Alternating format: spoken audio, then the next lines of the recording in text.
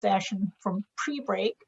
But I'm going to ask even more consideration from you. We would like to hear from Kathy Kuntz, who is the patient representative on the next session, because she has to leave us. And so Kathy, if you could give us some of your experience from, I think you'll be particularly focused on liver and GI, that would be very helpful before we break. Thank you.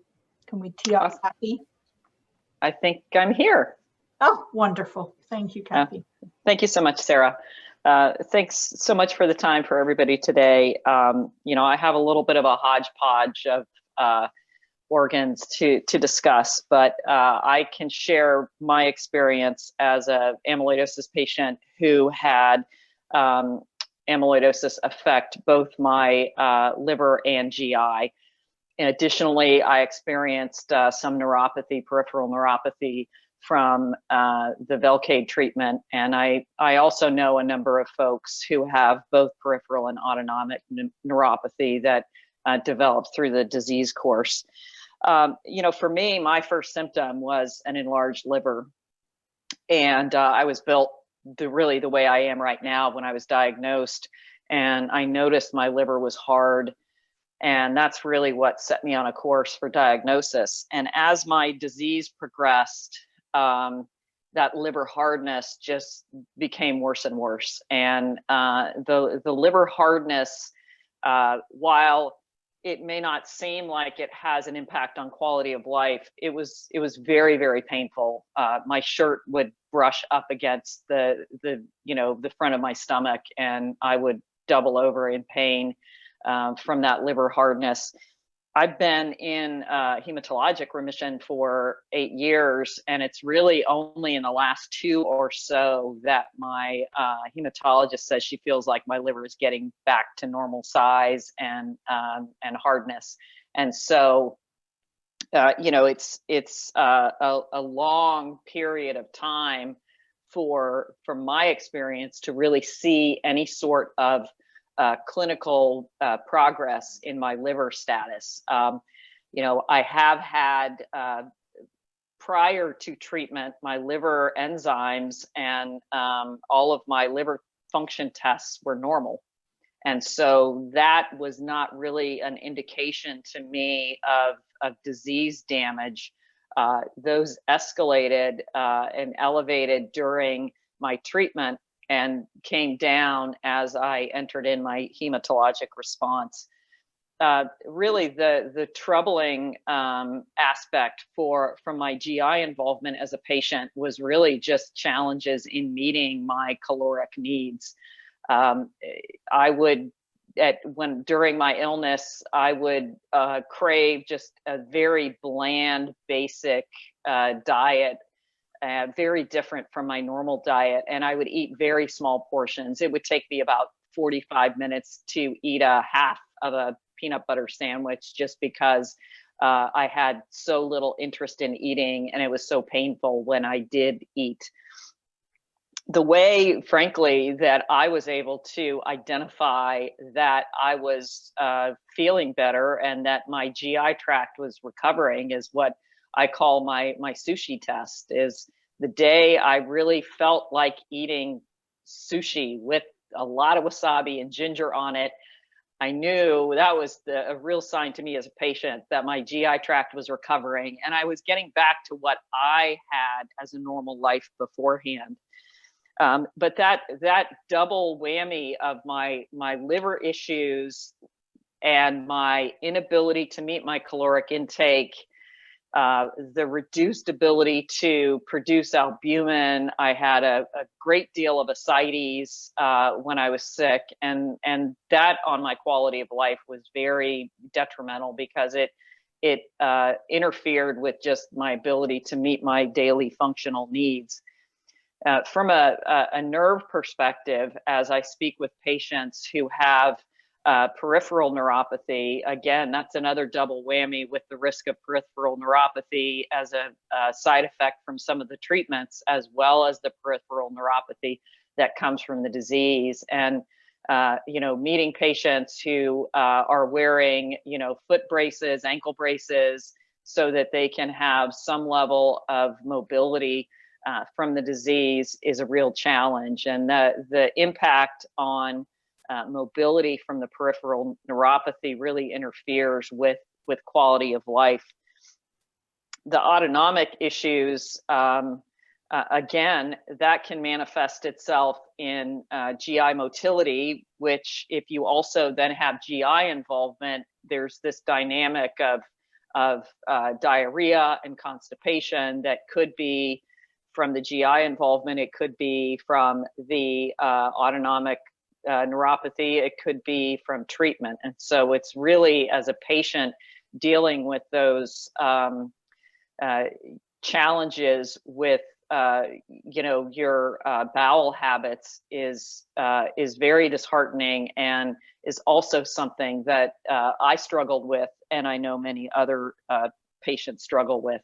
And so within my group, it's the outcomes for me from a patient perspective is not having pain, consistent ongoing pain from the involved organs, being able to meet my both needs from my dietary needs from both a caloric intake perspective as well as a variety perspective that makes eating not a challenge but a pleasurable activity, and then being able to just function and have normal mobility, the ability to stand up and not have to worry about feigning, the ability to walk across the room without needing support or help, are really the key outcomes for me from a patient perspective. And so I just wanted to share my perspective as a patient, some of my experience and some of the experiences that I've heard from other patients as to what we value as it comes to the effect of amyloidosis for those who have liver, GI, or nerve involvement. Thank you, Kathy. And I correct myself, you were able to take us from neuropathy through autonomic to liver and GI. So thank you for being able to give us such a comprehensive feedback on the patient perspective. And thank you for your participation in the working group. So we are going to take a quick break. It's going to be very short. I think we should try and come back in like 5 minutes. So 1:45 in order to give us a little bit of time in the next session. And apologies for the shorter break, but I think the Q&A has been excellent and we certainly wanted to have that. So after the break, we'll come back and Dr. Morman will take us through NerveAuto, liver and VI. Thank you. 1:45, so in 6 minutes, we'll see you all back. Thank you. Hello, everybody. Thank you for putting up with a short break. I suspect it's not the first time for most of us. So, Dr. Marman, are you here with your slides and ready to go? Yes. How's it look? Perfect. And what I think we'll do is take you to 2:15, including the questions, if that is possible. Thank you. Do our best. Thanks everyone for having me today. I'm Michelle Mauerman, and I'm going to try to cover the Herculean task of NerveAuto, liver, and GI. And this is our working group. There we go. And a nice group of people kind of spanning multiple specialties and multiple areas, and I thank them all for their significant contributions. So we're going to start with nerve and auto. And just to cover, these are the different endpoints that we talked about and considered in our evaluation for endpoints for AL clinical trials. And we covered from examination to different neurophysiologic testing to biopsy to different patient-reported outcomes in our evaluation. So some of the pertinent limitations in this space are that none of these proposed endpoints we're going to talk about have been used in AL amyloidosis. There's been only one prior AL amyloid with a neuropathy endpoint, and that was the Pronto study that was stopped. And that used a change in the NIS lower limb score as a secondary endpoint.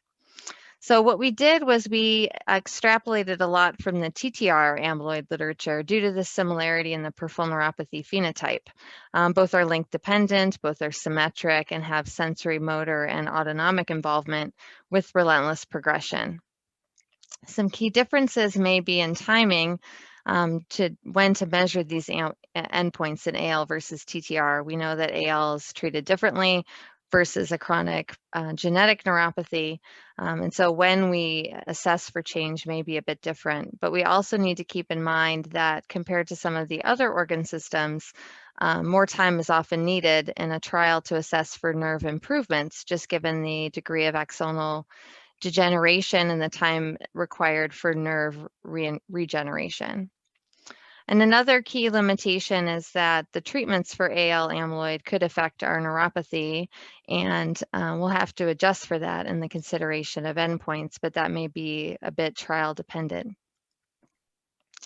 So the key endpoints that we're going to talk about from the neuropathy standpoint are the modified NIS +7.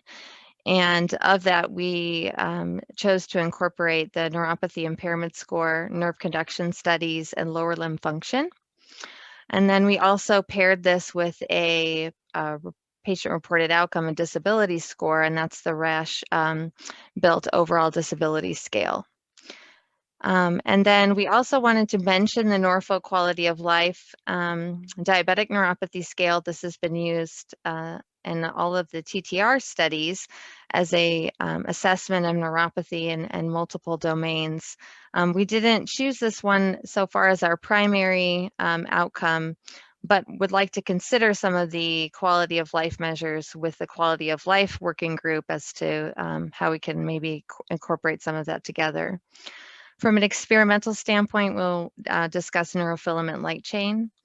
And then on the autonomic side, we chose the Compass 31, which is a 31 question a scale that assesses autonomic systems symptoms across 6 different autonomic domains shown here. So in terms of the NIS +7 and its clinical relevance, it's an objective measure. It measures motor and sensory involvement of the peripheral neuropathy, and it's would accurately assess it. I believe in amyloidosis, it's been shown to assess it well in hereditary amyloid. And it uses both the clinical examination, nerve conduction study attributes, as well as lower limb function. So it is clinically relevant. It's been used in multiple TTR studies, and it was the primary endpoint in 3 of the TTR amyloid studies. And so I'll just say that it was initially derived in diabetes, and it was modified, was first assessed to see how well it performed in TTR amyloid, and that's the middle picture. And basically, we saw that there was a nice kind of spread of the different parameters for the neuropathy impairment score clinically. We saw that the nerve conduction studies, as they were originally done in the diabetic studies, did not perform very well with the ceiling effect.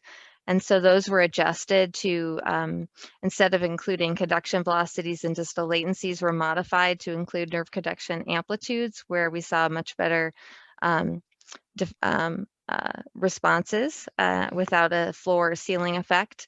And then there were also features in the original NIS that included heart rate debreathing, which we chose not to include here for several reasons. One is it's a very, as we found in the TTR studies, it's difficult in that many patients have cardiac involvement and we can't measure the responses. It also requires a significant amount of training and equipment to each of the sites. And then there was also a sensory component. So then it was modified to these new parameters and then tested again in the NeuroTTR trial. And again, you can see how well the different parameters tested in defining the neuropathy. And you can see again, HRDB, the heart rate debreathing component, didn't do as well. And again, it's not included here. And then as a post hoc analysis, we saw that the lower limb function, which is a simple 6-point scale looking at heel walking, toe walking, and ability to get up from a seated position, performed quite well and shows progression over time in the placebo group and then showed improvement in the treated group. So that's a simple measure we thought would be a helpful component to make into our composite score. We know that the NIS correlates well with other clinical scales, and so it correlates well with the Norfolk quality of life, with gait scores, with other disability scores, as well as the SF-36. We know that in previous studies in diabetic neuropathy that the meaningfulness threshold was defined as a 2-point change in the NIS, and that's been carried forward into multiple TTR studies that a 2-point change was used to assess response.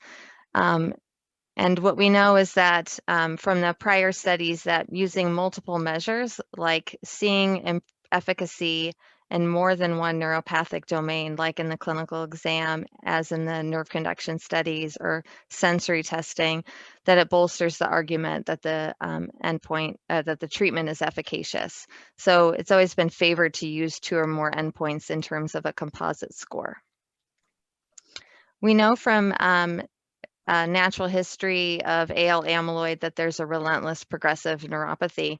It hasn't been well evaluated. There was a paper in 1998 that looked at just the primary neuropathy cohort of AL amyloid, and that showed again that these started distally, progressed to a generalized peripheral neuropathy with marked function loss, and 9 out of 20 patients were bedridden, and median survival was 25 months.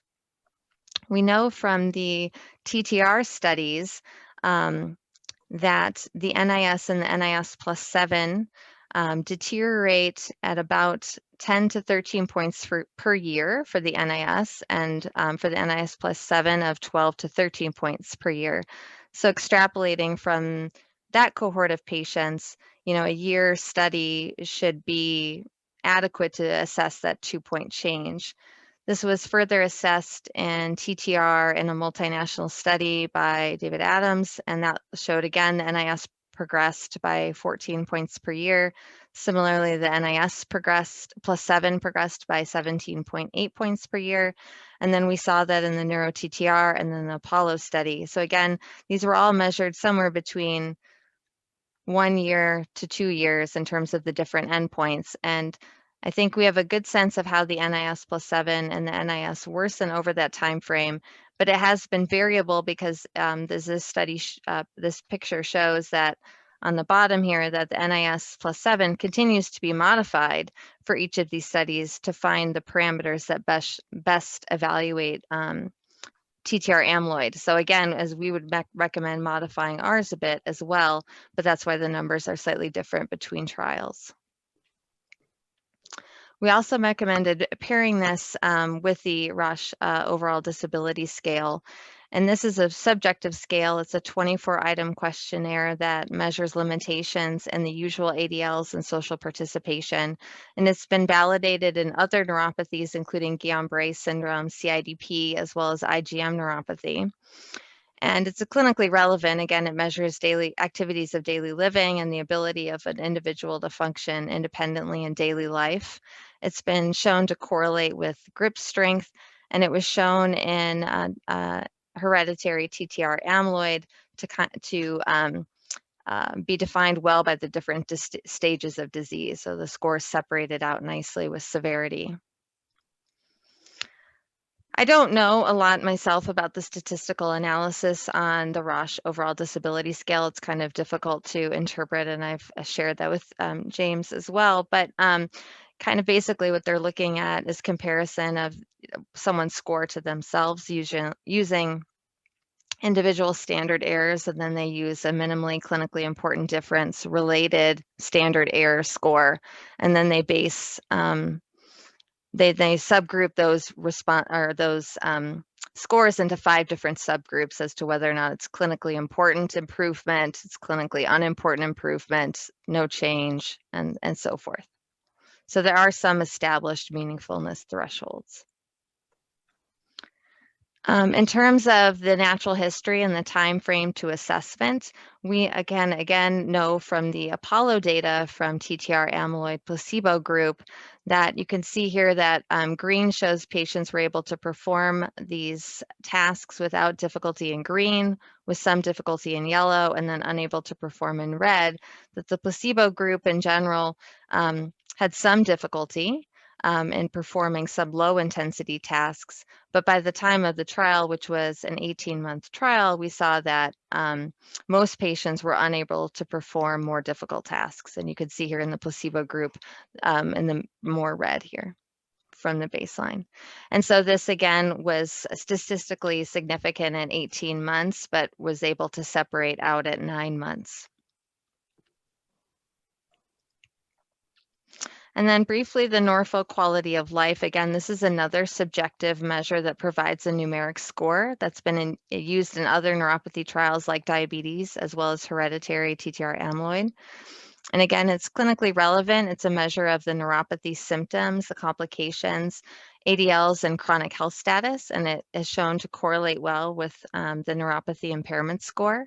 And again, it separates out nicely between the different stages, at least in hereditary amyloid. There are no established responder level MICs, but a change status has been determined based on the distribution for each domain and the total score. And so they have developed guidelines for a standard deviation of 0.5 from the baseline score to determine if things are better, worse, or the same.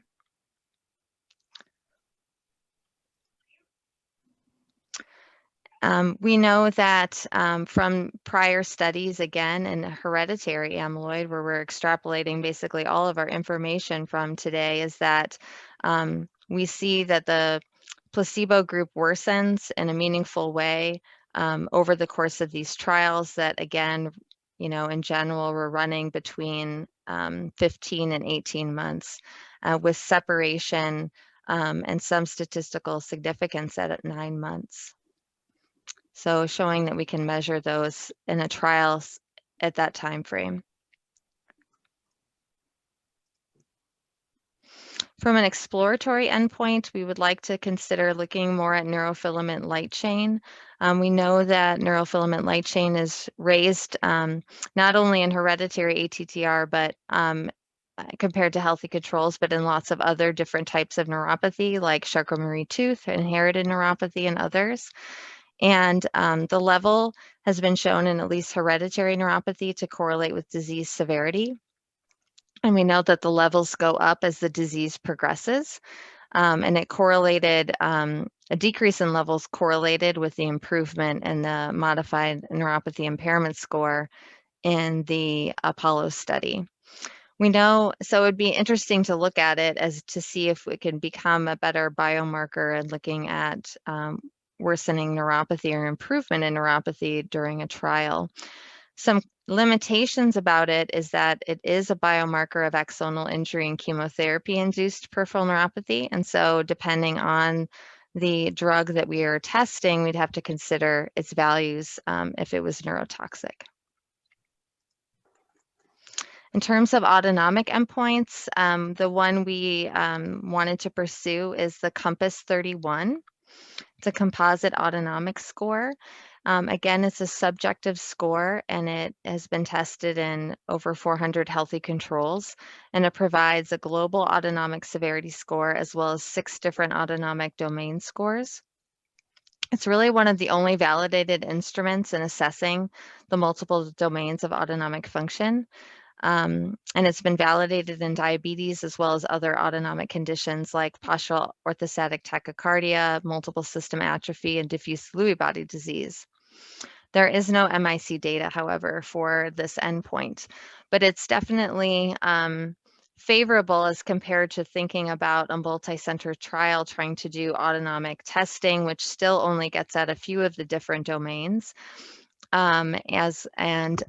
also considered the possibility of testing just postural blood pressure, but again, there's so many factors in patients with AL amyloid, such as lower extremity edema, coexisting renal and cardiac involvement that would really impact those measurements and would make it maybe less meaningful as just an autonomic measure.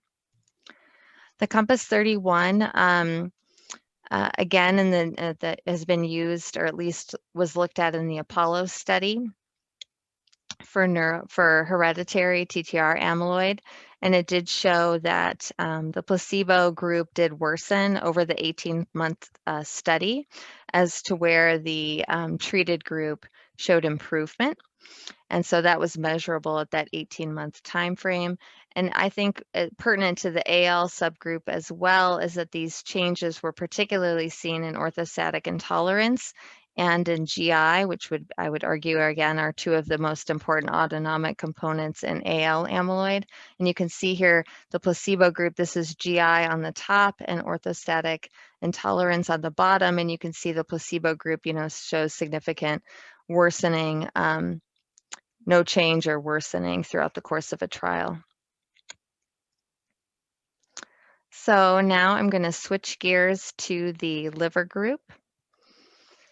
And I'd like to thank Dr. Gertz for leading on this topic. So in terms of liver endpoint limitations, over 15% of AL amyloidosis patients have liver involvement. However, 2/3 of those patients have cardiac or renal involvement as well, which are competing causes of death. And only 5% of patients with AL have dominant liver amyloidosis. Thus far, the consensus criteria that was established in 2005 regarding the use of alkaline phosphatase, which we're going to come back to, has used 2 times the upper limit of normal as an indicator of liver involvement. And that's all based on consensus. And we know that the time to response for therapy, it would be therapy dependent. So depending on what the treatment was, the time to reporting a change would be variable. And it's difficult to note liver involvement as symptoms are vague, like weight loss, early satiety, dysgeusia. So it's hard to base it on a symptom alone. So we considered the following endpoints: alkaline phosphatase, AST, ALT, bilirubin, and liver dimensions. And we know from prior series that patients, a lower proportion of patients have AST and ALT elevation or bilirubin elevation, that ALK phos elevations are seen in more of the patients. And we also know that liver dimension or hepatic involvement is complicated by things like congestive heart failure, which can cause through passive congestion can cause hepatomegaly.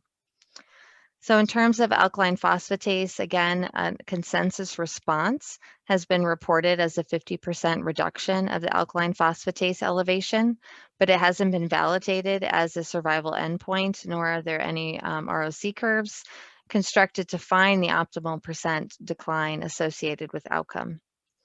And most data sets are underpowered to prove statistically the value of an ALK phos reduction, is because these liver patients are so rare. So our key questions going forward on developing the liver endpoint, we would suggest combining institutional databases to offer best opportunity to power an analysis of ALK phos and survival in response to therapy, and determining whether reducing ALK phos prolongs survival.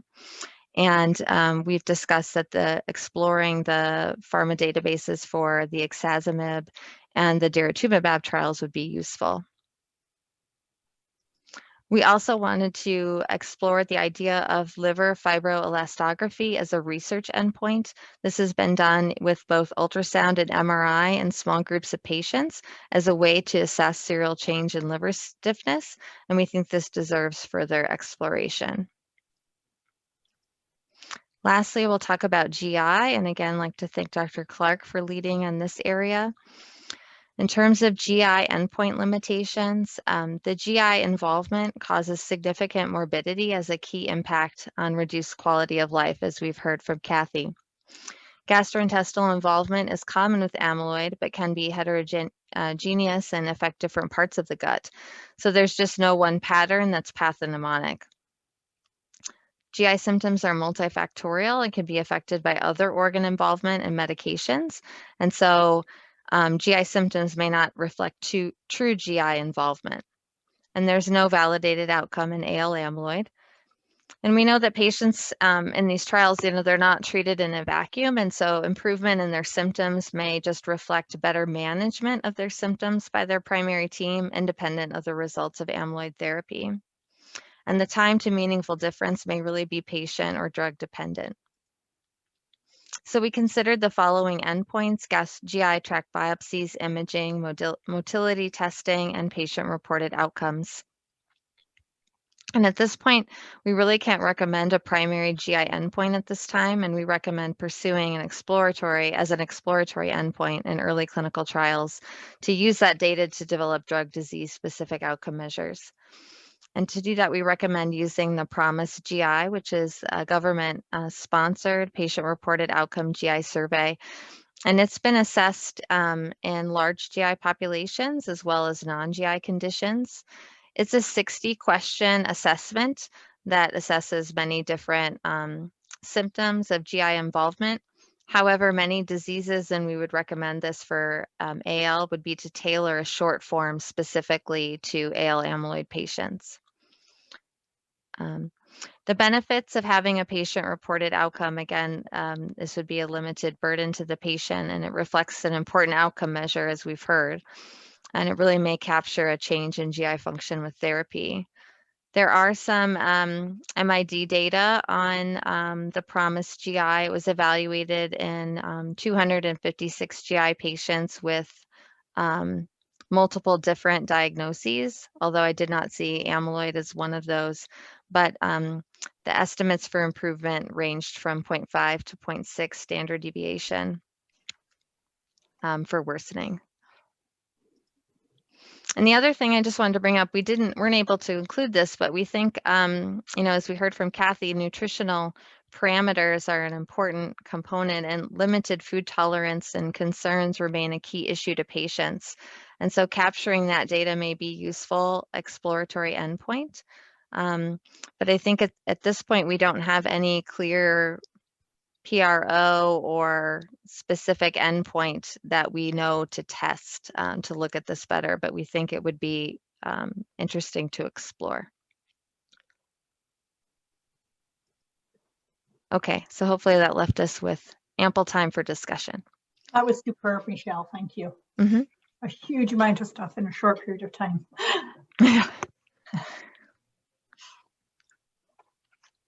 All right, so I think Dr. Gertz was going to monitor the Q&A, so I haven't seen it. Right, and in an effort to keep us on time, Dr. Karen Smith, we have no questions, so we're trying to contribute any way we can. Matt Maurer asks, or Matt, you can ask about the modified BMI as an endpoint. John, or Michelle? Yeah. Yeah, we had talked about that. I think the challenge we have with the BMI is that there's so many different components that can factor into it outside of GI that it may be a marker of more than one system. That being said, it's definitely worth following. It was just hard to make it was hard to make it an endpoint per se. Well, we're talking, we were talking about exploring other databases for the ALK-Phos, and when Dr. Wakelikar brought up the European database, he reported it actually had 2,000 patients. There ought to be 100 pure livers there that could be explored, so it's a third possibility that we just neglected to put on the slides. Just one other question I had was, in heart failure, we see elevations in GGT and ALK-Phos from right heart failure, which are hard to sort out. So I don't know if you have any comments about that in the context of assessing liver. My experience has been that when patients have significant heart failure, we see transaminase elevation, but ALK-Phos 1.5 to 2 times normal, I think with even profound heart failure is a stretch. I would submit, not in my experience, but okay. ALK-Phos and Billy's go up first, and AST and ALTs, I only see, God forbid, if there's a shock liver. But well, then it'll need to be explored. Super. So Michelle, I want to check this summary. So my understanding is really in neuropathy and autonomic function, you feel that there's several studies that have been used that we can adapt to AL. It is much trickier in liver and GI. Yes. Is that the dumb stuff? Yeah, I think that's fair. I mean, we don't see necessarily those same types of involvements, yes, as to extrapolate from TTR. Great. Well, a huge thanks to this working group.